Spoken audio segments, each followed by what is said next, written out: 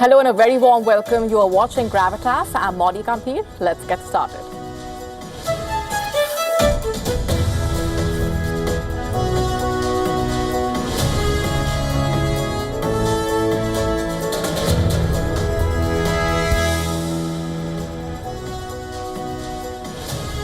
Donald Trump reportedly lashed out at the Israeli Prime Minister Benjamin Netanyahu during an expletive-laden call, after which Netanyahu called off the Lebanon raid. What exactly happened? What did Trump say? Why was Trump fuming? And what are the larger implications? What does that one phone call reveal? Decoding all of this and lots more shortly. Also on the show for you tonight, we are getting you a detailed report on Putin unleashing a terrifying aerial bombardment on Ukraine. The cost of burial in Tehran has risen to millions. We tell you how and why things have reached this point. All this and lots more coming up.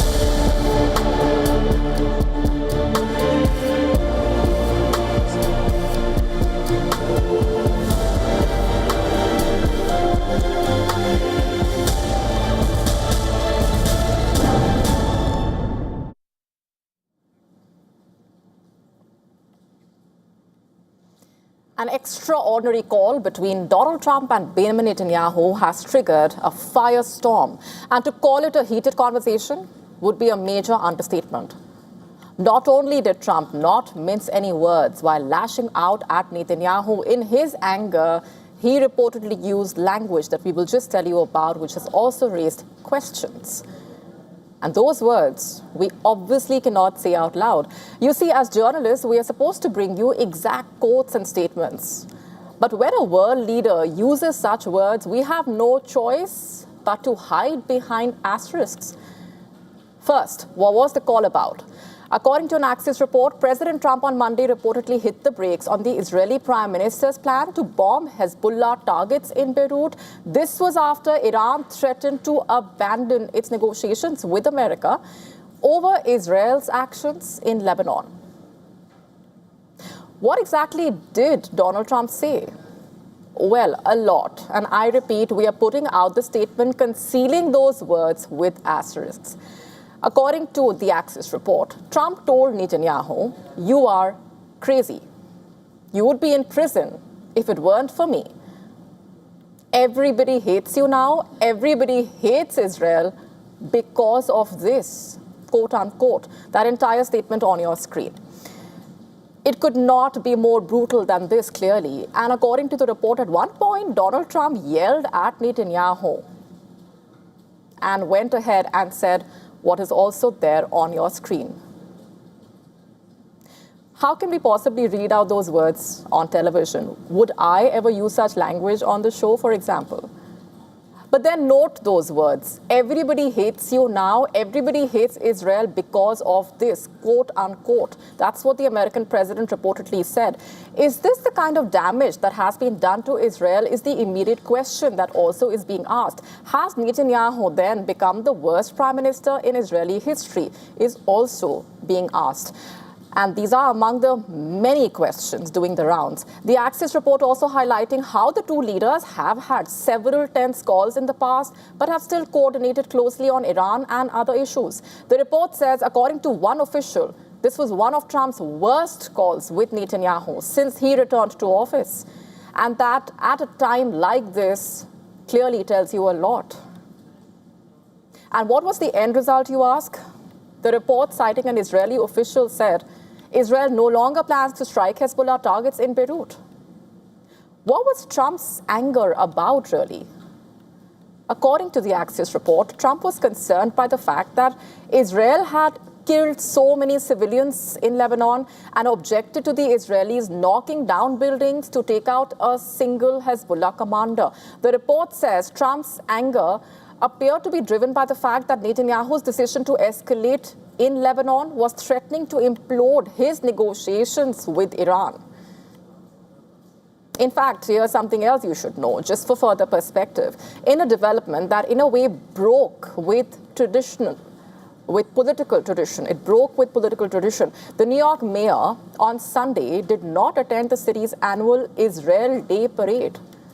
Mamdani reportedly talked about skipping that event well in advance and during a press conference had also said that he has made his views on the Israeli government abundantly clear. Now, coming back to the phone call between Trump and Netanyahu, Trump clearly had a lot to say, and his messaging, those statements, the use of those words, all of this has triggered questions and speculation about what all this means for Netanyahu and the Trump-Netanyahu equation, given Trump's apparent frustration and anger over the situation. So that latest call between the two has naturally led to speculation about where things stand between them. Questions like, is Netanyahu resorting to these actions in Lebanon to jeopardize the US-Iran deal, for example? Is a possible rift now out in the open? And where do things even go from here? What's going on behind the scenes? The thing is, Trump's call, the manner in which it was conducted are all signs, and as the Axios report also says, his decision to rein in Netanyahu was a clear signal that he does not want his key ally to get in the way of a deal with Iran.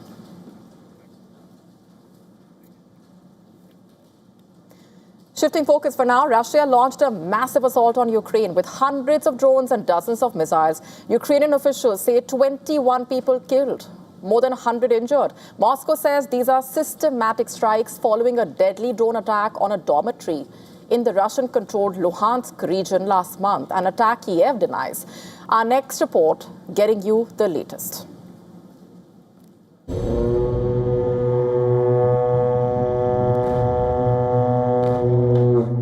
The night began with a scream. The sharp whine of incoming drones cutting through Kyiv's air. Then the explosions lighting up the capital. Buildings shuddered as ballistic missiles struck the city center. Thick black clouds billowed from the heart of Kyiv. Residents in Kyiv with bags and blankets rushed for cover to metro stations.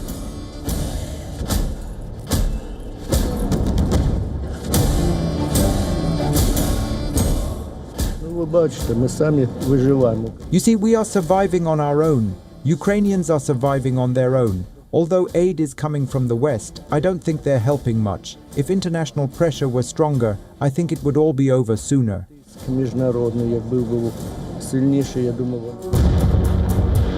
According to Ukraine's Air Force, Russia unleashed 73 missiles and 656 drones across the country, with the main targets including Kyiv, the central city of Dnipro, and the eastern cities of Poltava, Kharkiv, and Zaporizhia.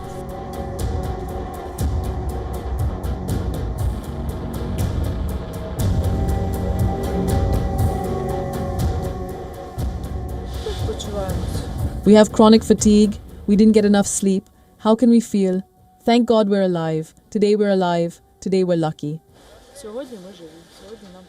It was terrible. It's one of the worst I have experienced. I decided to go to the shelter this night, and well, it was the right decision because some drone fall right here, not far from where I live, and it feels very close and very scary.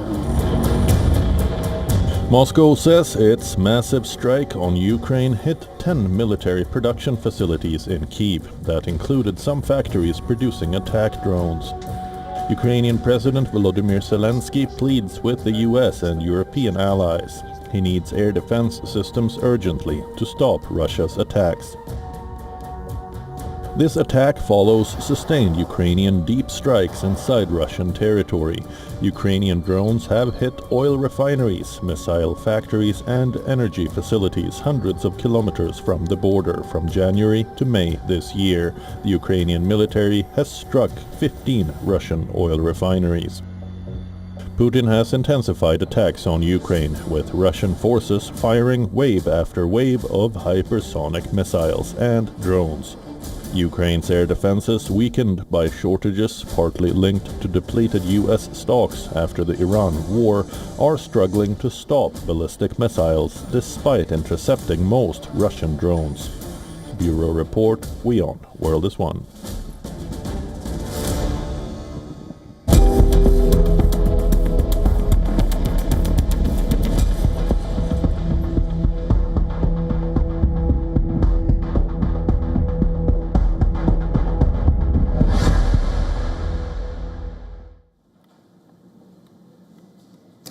And amid the tensions between Iran and the United States following the war, the common man in Iran continues to suffer. Inflation has reached a level unseen since World War II. And this has impacted just about every sector of the economy. Even something as sacred as a burial costs a fortune in the country now. As per a report, funeral-related costs at the Iranian capital's famous cemetery, which hosts Ayatollah Khamenei's mausoleum as well, have now been increased by up to 50%. For a 10-kilometer journey to the burial place, families will now need to shell out 9.75 million riyals. And this also comes at a time when the monthly minimum wage is 166 million riyals. That's not all. In American currency, this would amount to $7.22 US. So this reflects a complete collapse in a way of conventional economic metrics. Iran's currency, which traded at 32,000 riyal to $1 US in 2015, for example, has now fallen to around 1.7 million riyal per $1 US. That's the jump. Now, the 9.75 million riyal expense does not cover costs of the ritual washing, the cold storage before burial, and the gravestone installation. The report also adding that the cost of renting items necessary for the funeral services, like canopies, chairs, has increased by 30 to 50%. The pressure on the Iranian households is mounting, to say the least. As the rial weakens to record lows, overall inflation hit 53.9% in the month of May. As per Iran's central bank, its consumer price index, which measures a basket of goods and services, reached 77.2% in the month of May as compared to the year before. Similarly, inflation in goods like medicines, taxi fares, tobacco rose 113.8%, 113.8%. Food and beverage inflation alone reached over 115% in the April to May period. And according to experts, the last time Iran saw a worse inflation phase was when World War II was underway. Back then, the British and Soviet troops invaded the country and disrupted food supplies. Now, there's also been a steep increase in the price of essential items. As per the World Food Programme, solid vegetable oil is 374% more expensive as compared to May last year. Similarly, premium imported rice costing over 208% more now. Reports also indicating that shrinking purchasing power is pushing the households to buy even basic food items in installments. The inflation surge has also hiked demand for the second-hand appliances, furniture, electronics as well. Meanwhile, the economic suffering of Iranians has not gone unnoticed. While meeting the representatives of the Tehran Chamber of Commerce last week, the Iranian president in fact stated that the main battleground has shifted to the economic and livelihood sectors. That gives you a sense of what's happening. He also acknowledged that the private sector is bearing the brunt of the economic war waged by hostile forces as uncertainty prevails, some locals pinning hopes on an early US-Iran deal to ease their economic suffering. Listen to one such voice. I hope conditions return to normal, people can live comfortably again, and this much pressure is no longer placed on them. The people are suffering. Whatever happens, the burden of this war has fallen more on the people than on either side, Iran or the United States. Whatever happens, it is better for an agreement to be reached, so there is no more war. And the dire state of the Iranian economy had a cascading effect in December last year, when the nationwide protests broke out. And this marked the biggest protest in the country, in fact, since 2022, when Mahsa Amini died in police custody after being arrested for not wearing the hijab properly. As per the US-aided NGO, HRANA, over 6,400 protesters were killed by the Iranian authorities as part of the clampdown, whereas Iran officially acknowledged a death toll of 3,117.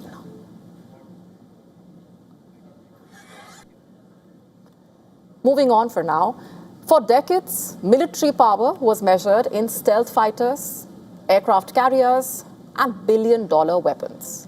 Now, the Pentagon is betting that the future of war may come from something far cheaper, a flying bomb that costs a fraction of a missile, but can still destroy a target. Our next report telling you more.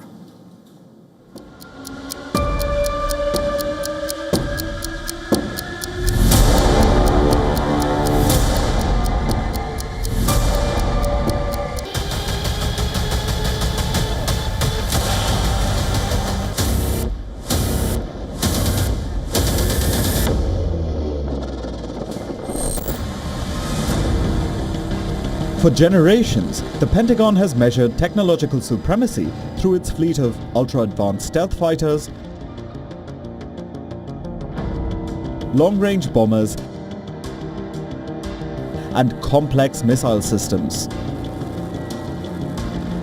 These multi-billion-dollar assets require decades of development and a meticulous, highly protected supply chain. Yet, recent conflicts in Ukraine and West Asia have completely inverted the traditional economics of modern warfare.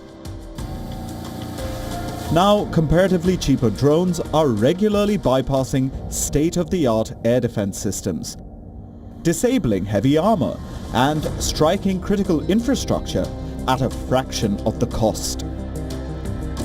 The drones have fundamentally changed both the cost calculation of war. So we have very cheap FPV drones costing just a couple hundred or $1,000, taking out very expensive, very bespoke systems such as tanks, fighter jets, helicopters. Now, the Pentagon has launched a massive effort to acquire up to 300,000 low-cost attack drones as part of a program that could be worth as much as $54 billion. The goal is straightforward: build huge numbers of expendable drones that can overwhelm enemy forces through scale, speed, and affordability. The concept is simple. Instead of relying only on a small number of highly sophisticated weapons, military commanders want swarms of cheaper systems that can scout, track, and strike targets. If some are shot down, others keep coming. Military planners believe that future conflicts may be decided not by a handful of elite platforms, but by the side that can deploy thousands of autonomous and semi-autonomous systems faster than its opponent. Recent wars have accelerated that thinking. For decades, military advantage often came from building the most advanced platform. Now, quantity is becoming a weapon in its own right. The race is no longer just about faster aircraft or stealthier bombers. It is about who can field the most drones the fastest. And Washington does not want to be left behind. Bureau Report, WION, World is One.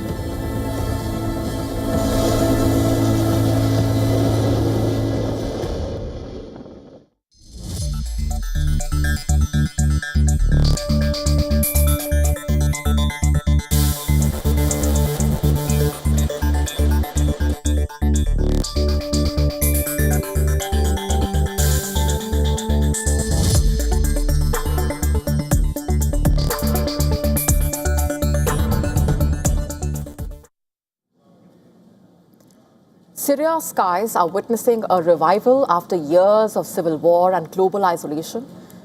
A surge in air traffic is turning the country into an important aviation corridor.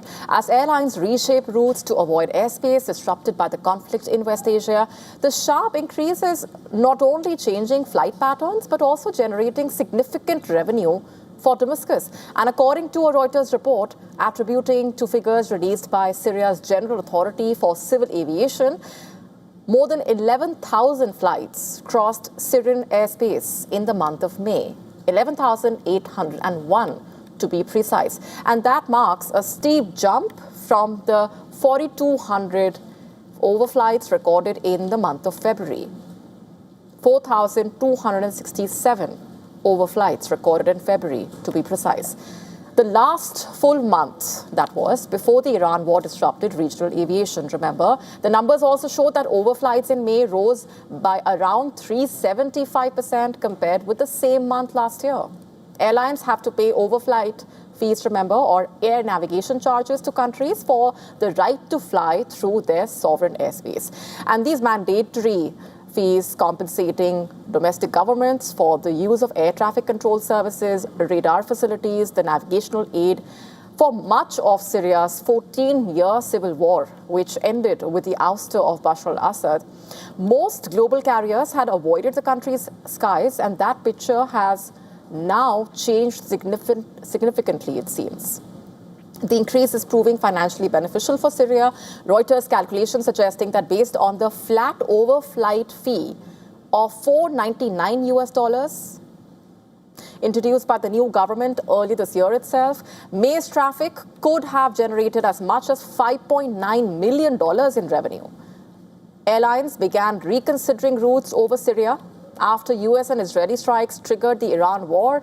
The closure of the airspace over Iraq and parts of the Gulf in March forced carriers to look for alternatives.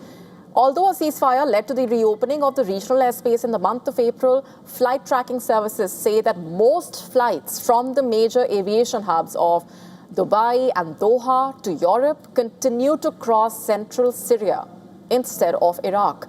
The route basically helps the airlines reduce flight times and fuel consumption as they contend with higher oil prices linked to the disruption caused by the Iran war. And for that matter, Syria has also upgraded infrastructure at the Damascus International Airport with advanced radar and navigation systems supplied by Turkey late last year. However, an aviation risk monitoring advisory body still classifies Syrian airspace as risky and says it operates under procedural control only, the most basic form of air traffic control.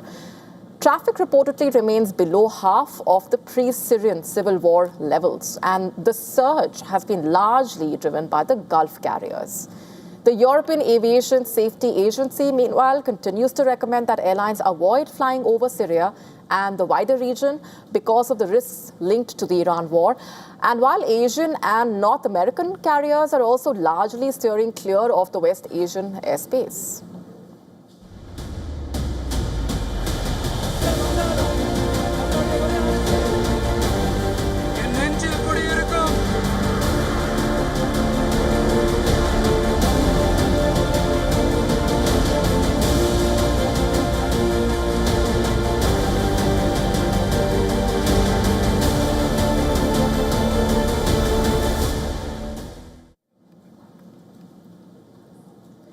Shifting focus now to India, since the actor-turned-politician Vijay took oath as the Chief Minister of Tamil Nadu, his choice of attire has garnered a lot of attention as well.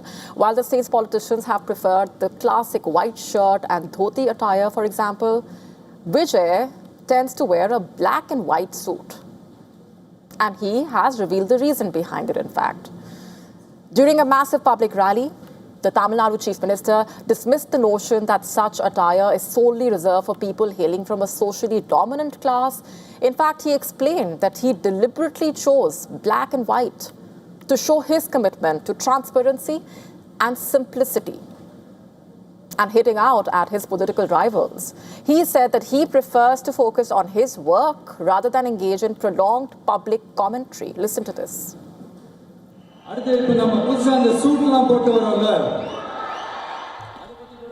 Many people are talking about me wearing a coat. Why? Aren't we allowed to wear a coat and a suit?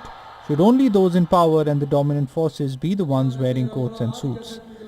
These two colors reflect the two sides of the human mind, and I don't want to dress in fancy colors.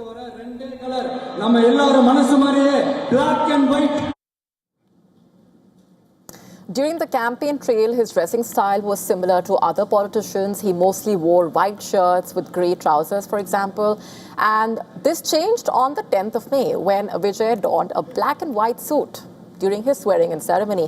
It was seen as a deliberate attempt to present himself as an agent of change, also appeal to the younger people and gain pan-India residents perhaps. In the weeks that followed, he has continued wearing similar attire during government events, public appearances, even meetings with Prime Minister Modi and the Union Finance Minister. Earlier, reports suggested that this suit is inspired by his look as a raw agent from the 2022 Tamil movie Beast. In fact, a Chennai-based designer duo revealed that Vijay's suit during the oath ceremony was designed by them and expressed their pride over contributing on that occasion.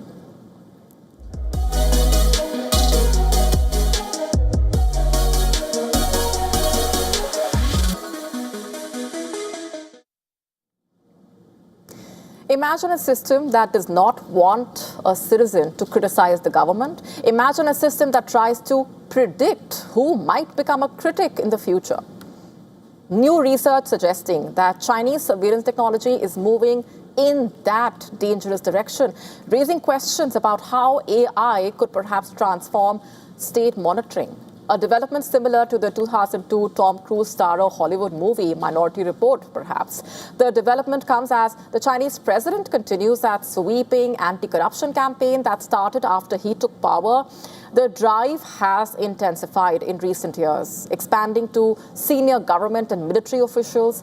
According to a report by New York Times, researchers say that leaked documents from a Chinese technology firm point to efforts to develop AI-powered tools capable of identifying people who may pose what authorities describe as a political risk.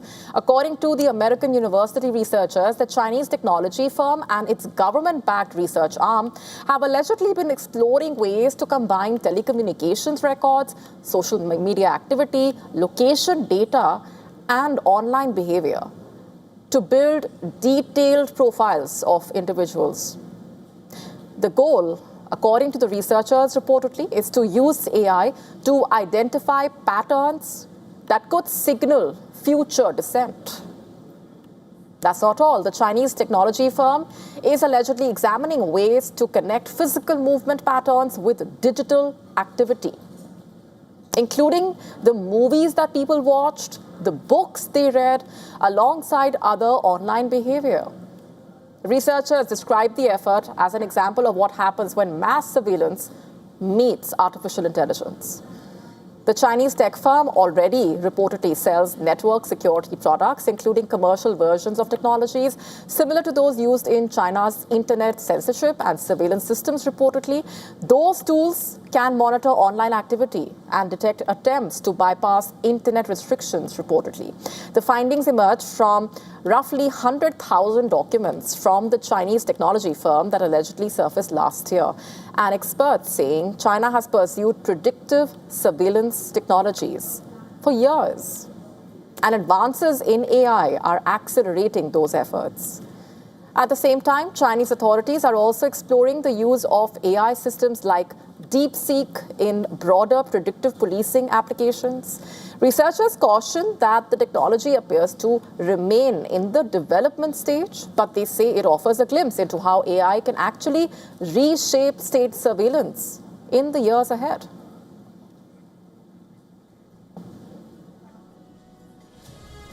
A quick look now at what else is lined up for you on the show tonight.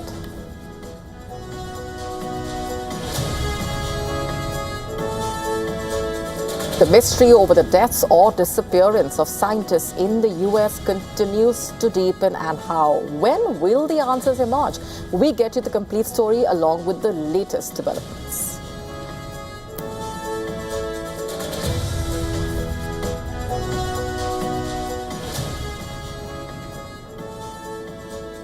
What is behind the rise of what is being called China's companionship economy? We tell you all that you need to know.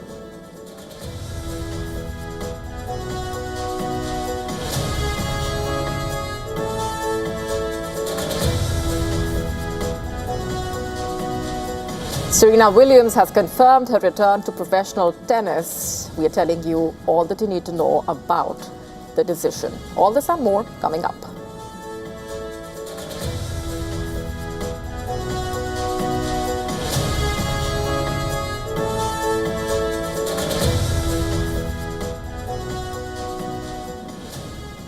Fear, panic and uncertainty spreading across parts of South Africa after Mozambique confirmed that at least 5 of its citizens were killed in what it described as xenophobic attacks over the weekend. The deaths marking the first officially confirmed fatalities linked to a wave of protests against undocumented immigration reportedly that has swept through several parts of the country. And according to the government there, around 800 of its citizens were caught up in violence that erupted in a southern coastal city on Friday. And as the tensions escalated, hundreds scrambled to escape the unrest. The region has witnessed anti-migrant protests similar to those reported in the financial capital Johannesburg, also Durban and parts of the Eastern Cape province in recent weeks, for example. Last Wednesday itself, the first group of Ghanaian nationals repatriated from South Africa arrived in Accra after waves of anti-immigrant protests heightened safety concerns within the foreign communities. The group included women and children, with authorities launching a voluntary relocation process for citizens who say they no longer feel safe. Why don't they change their energy to their parliament house? Why not change their energy to their state institution? Why not change their energy to the ordinary Africans? Why not change their energy to those institutions that they feel that they're going to work for them? Immigration are there. So if the immigration failure, what are you going to do? South Africa, the continent's most industrialized economy as such, has long been a destination for both legal as well as undocumented African workers. Reportedly, several African countries, including Kenya, Nigeria, have also urged their citizens in South Africa to exercise caution. Listen to this. South Africans would generally like to see fewer immigrants on the street. They'd like to see the borders closed or at least strengthened. They would like to see South Africans privileged more in the labor market and access to services. But most South Africans are not willing to march and to support the kind of violence that we've seen in the last few weeks. In fact, South African authorities have condemned violence against foreign nationals and pledged to crack down on xenophobic attacks, saying such acts have no place in the country's constitutional democracy.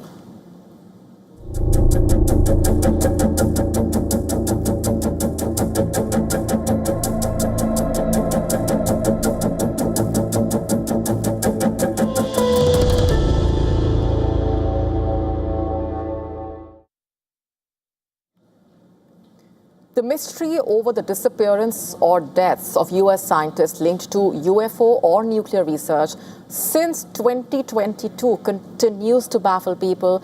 Now, one of the researchers on the list has been found dead reportedly 11 months after she went missing. The case dates back to June last year. She worked at the Los Alamos National Laboratory where leading nuclear research is conducted, and she was reported missing on the 26th of June 2025 after failing to show up at work and her home. And later, her family discovered that her personal belongings, including her purse, identification documents, and cell phones, had been left behind at home. On the 28th of May, a hiker stumbled upon her human remains in the Carson National Forest, located around 24 kilometers away from her home. A handgun was also found at the spot. Confirming the death, New Mexico State Police extended condolences to her kin. The police said, I'm quoting, "The cause and manner of death have not yet been determined. The remains will undergo further anthropological examination by the Office of the Medical Investigator." Now, who are the other US scientists whose disappearance or death has sparked speculation Also, a lot of concern that they might have been targeted by America's enemies, allegedly. The list including a scientist attempting to develop anti-gravity technology. In 2022, she was found dead with a self-inflicted gunshot wound. And over the next 2 years, 2 more scientists associated with NASA were reportedly found dead. And just a month before the case we just told you about, another ex-Los Alamos employee, Anthony Chavez, went missing after leaving home. And this was followed by the disappearance of aerospace executive Monica Reza, who went on a hiking trip in California. Similarly, a government contractor stepped out carrying a handgun and was never seen again.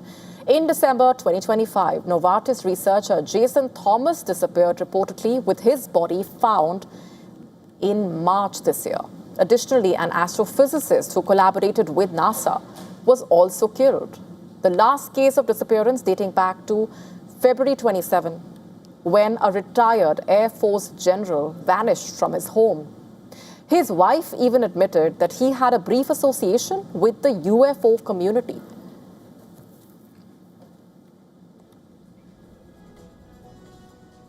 Now, at present, the FBI is leading an investigation in coordination with the Department of Energy, Department of War, local law enforcement agencies to hunt for any possible connection between the disappearance or deaths of these scientists. The U.S. House Oversight Committee, meanwhile, has also sought information in this regard. U.S. President Donald Trump has vowed to get to the bottom of this mystery. In late April, he termed it very serious and revealed that a thorough report is being prepared on the matter. This is what he said. So far, there's not a major, there sometimes is a little bit of a connection anyway, and you say, oh, this is a terrible thing. But so far, we're finding that there's not much of a connection. We'll let you know. We're going to be doing a full report on it. It's very serious stuff. Shifting focus, your pet cat may be more than just a furry companion. From curling up on couches to helping crack one of medicine's biggest mysteries, cats may have just earned a new title: Cancer Research Partners. Let's tell you why. In a landmark study, scientists have analyzed nearly 500 tumors from domestic cats across multiple countries and discovered that many of the same genetic mutations driving cancer in humans are also found in felines. The mutation appeared in roughly 1/3 of feline tumors, almost identical to the rate seen in human cancers. And scientists say that's a powerful clue that cats and humans may share common biological pathways when cancer develops. And experts believe pet cats offer a unique advantage. Unlike laboratory animals, they naturally develop cancer while living in the same environments as their human owners, breathing the same air, sharing many of the same exposures, and often suffering from similar diseases. The research also revealed similarities in cancers affecting the skin, blood, bone, lungs, digestive system, even aggressive mammary tumors that resemble human breast cancer. Scientists say the findings could accelerate the development of precision medicine, allowing treatments to target specific cancer mutations rather than focusing solely on the organ where the cancer appears. The study has already created one of the world's largest genetic databases of feline cancers, giving researchers a new tool to search for treatments that could help both pets and human beings. And researchers call it a One Health approach, where discoveries in veterinary medicine and human medicine work hand in hand. And if the science holds up, the next major breakthrough in cancer treatment may come not from a lab mouse, but from the cat sitting in your lap.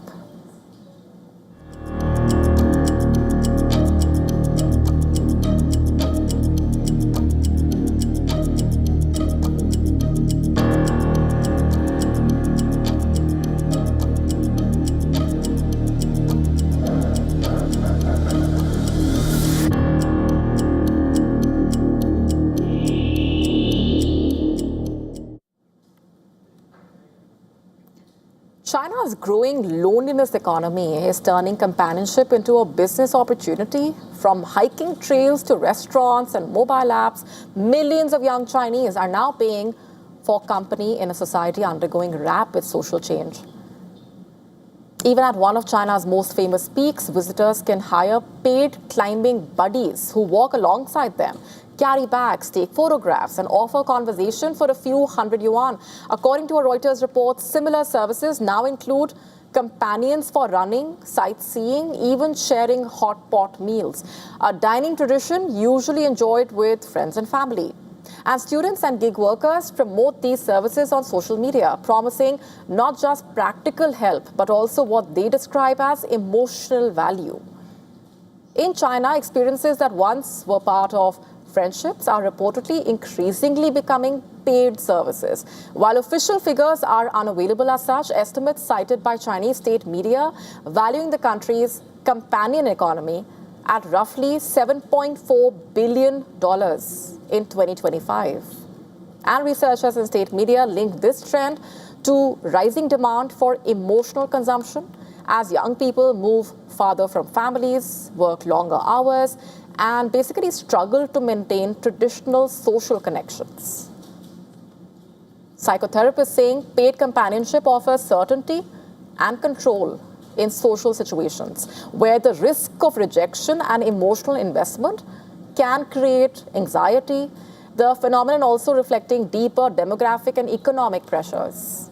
The number of marriages in China has nearly halved, falling from a peak of 13.47 million in 2013 to 6.76 million in 2025.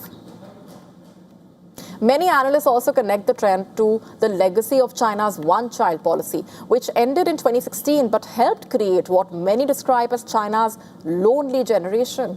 And today, companionship apps connect users with gaming and chatting partners, while millions of young Chinese increasingly rely on soft toys and AI to just cope with loneliness, stress, and anxiety.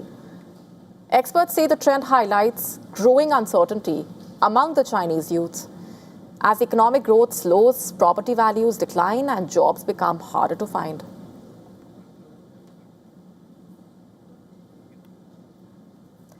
The world's biggest sporting spectacle is set to begin. Z Entertainment Enterprises Limited, or Z, has launched its new live sports TV channels under the brand name United Sports after getting approval from India's Ministry of Information and Broadcasting. Z will broadcast the 2026 and 2030 World Cups and the 2027 Women's World Cup among 39 FIFA tournaments until 2034. United Sports bringing people together through the power of sports. The newly launched channels are now the only place on TV to watch the FIFA World Cup 2026 in India.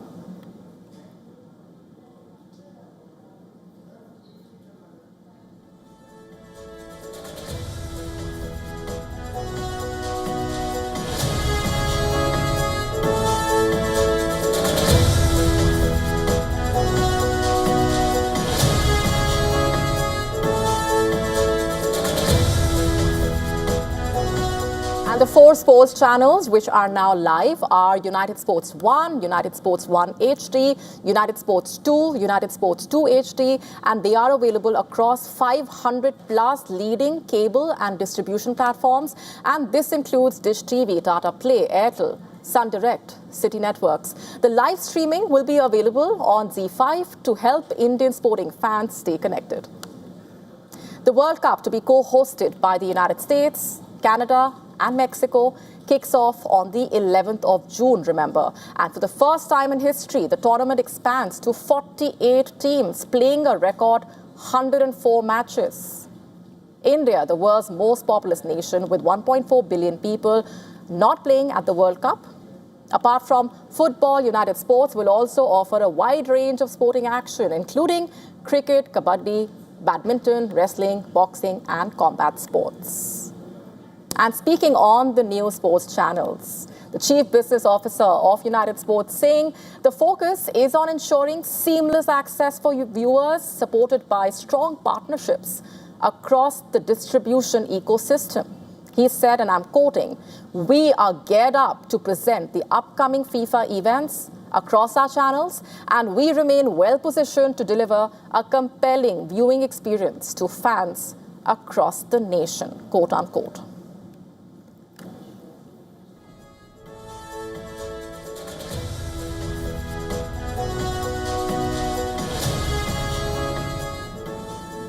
Shifting focus, for years, bad light has interrupted test matches just when the contest seems to be heating up. And now the ICC is making a subtle but significant change to keep play going for longer. But as cricket embraces innovation, a familiar debate over the pink ball is returning to the spotlight. In a new rule approved for Test cricket by the ICC, officials will be allowed to replace the traditional red ball with a pink ball before the start of a match when there is a likelihood of bad light affecting play, for example. The aim is pretty simple: to reduce interruptions and allow more cricket to be played, particularly during the final sessions of the day. The pink ball has one major advantage.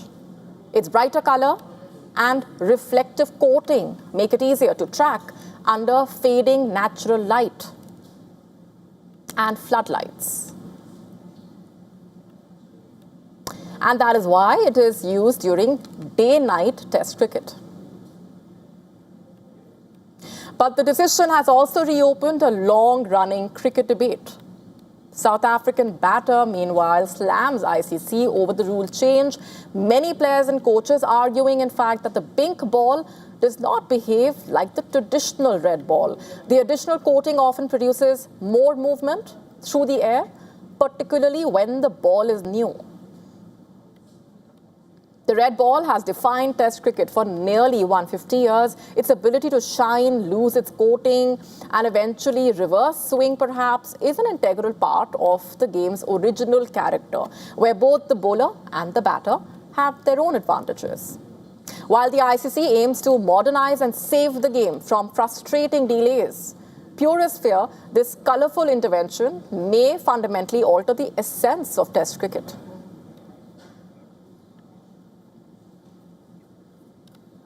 And staying on with the world of sport, Serena Williams has confirmed her return to professional tennis this month. The 23-time Grand Slam champion will compete at women's doubles at Queen's Club after an absence of almost 4 years. The 44-year-old has been granted a doubles wild card with a 19-year-old. Williams will be taking the court in London at the WTA 500 event, 196 weeks after her final appearance at the 2022 US Open.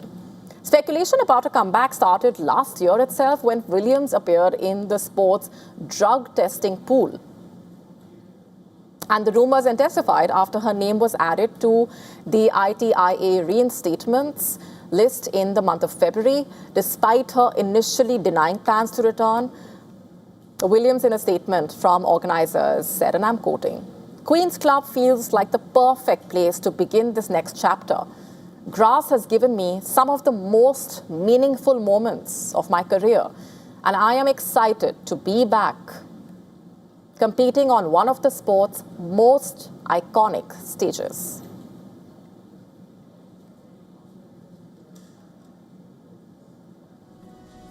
Williams is one of the most decorated tennis players, of course. Her 23 Grand Slam singles titles, the most by a woman in the Open era, and she has the second highest of all time in the women's game behind Margaret Court's tally of 24.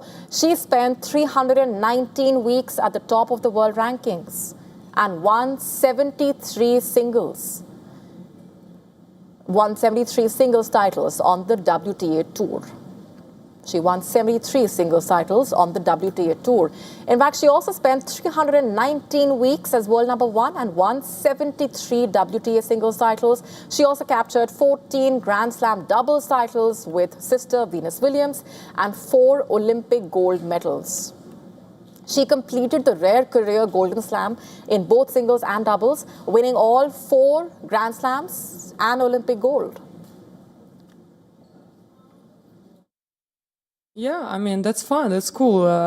She has a really cool personality. She's fun and she's a legend, and it's inspiring to see, you know, and I'm actually excited to see her play and probably face her. So it's very cool. It's very good news for tennis. Remember, Serena's sister returned to tennis in July 2025 at the age of 45 after almost 2 years away from the tour. Venus, who will turn 46 this month, still actively competes in both singles and doubles.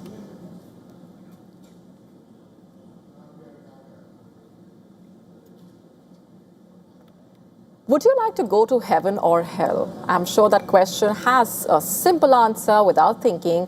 But what if you are asked to choose between the two at a bar, for example, while you're ordering drinks? If you're confused, let me explain.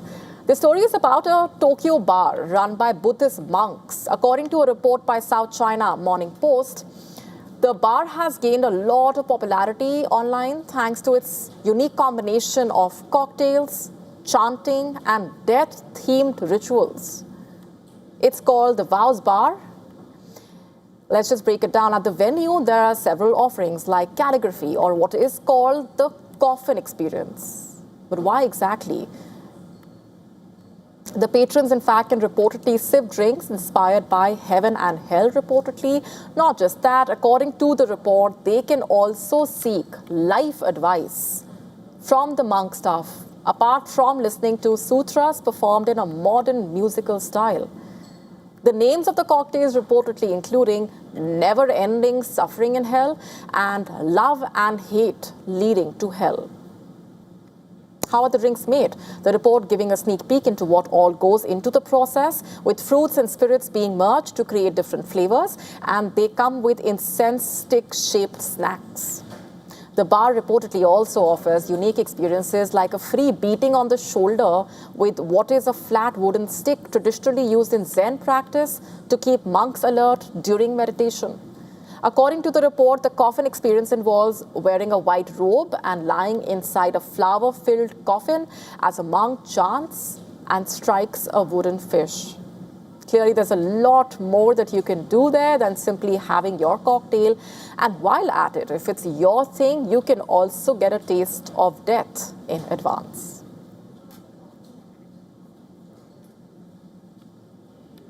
At a time when big Hollywood productions are struggling at the ticket windows, YouTubers are transitioning into feature films and surpassing legacy studios. The question is Hollywood undergoing a complete Gen Z takeover? What are the implications of what's happening? Our next report telling you. Nikki, wait, I was going to ask you, What? Okay. It has been a historic week at the box office. Obsession and Backrooms, the two films that are breaking records at ticket windows, have one thing in common. Only the branch of a willow tree. Both are helmed by 20-something filmmakers who learnt their craft on YouTube. Made on a low budget and marketed online, the two films are performing exceedingly well worldwide, and Hollywood is paying attention. I'm sorry, Will. Obsession released in theaters on May 15th. Directed by 26-year-old Kari Barker, the funny horror film was helmed on a budget between $750,000 and $1 million, and has so far minted over $150 million. This place builds them. The other film that has recorded a jaw-dropping return on investment is Backrooms. It is directed by 20-year-old Keen Parsons, who developed the project for years on his YouTube channel. At about $10 million, it had a higher budget than Obsession. The film has registered an opening of $118 million globally.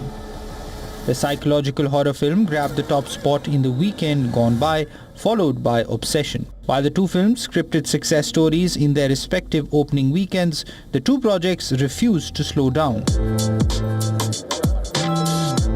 Interestingly, for both the films, the ticket sales were fueled by Gen Z, and this signals a fundamental shift in showbiz.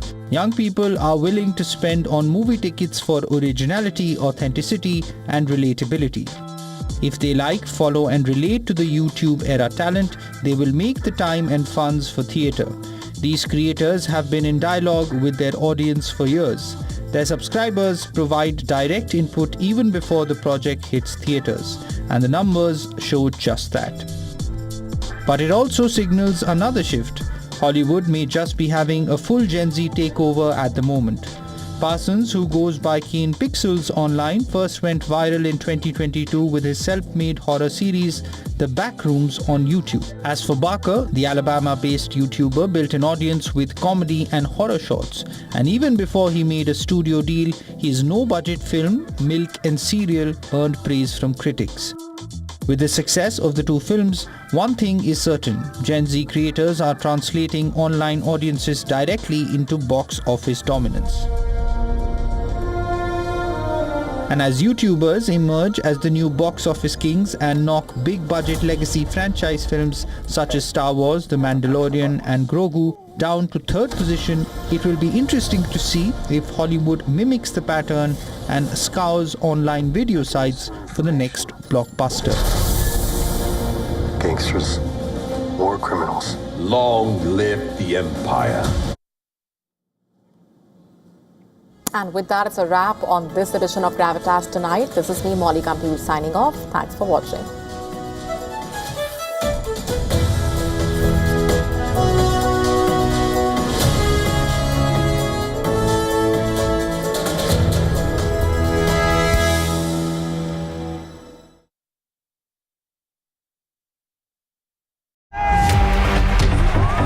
Campaigns, elections, alliances, controversies, and power play.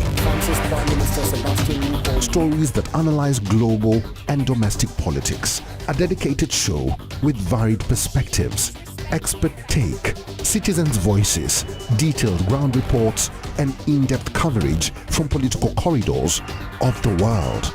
This is Race to Power, only on WION. In West Asia, every move shifts the world's balance. Wars, ceasefires, alliances, power never stands still. From Tehran to Tel Aviv, from Damascus to Doha, the West Asia Post cuts through the chaos to reveal the region that shapes the world. Because what happens in West Asia never stays in West Asia. This is the West Asia Post, the region's story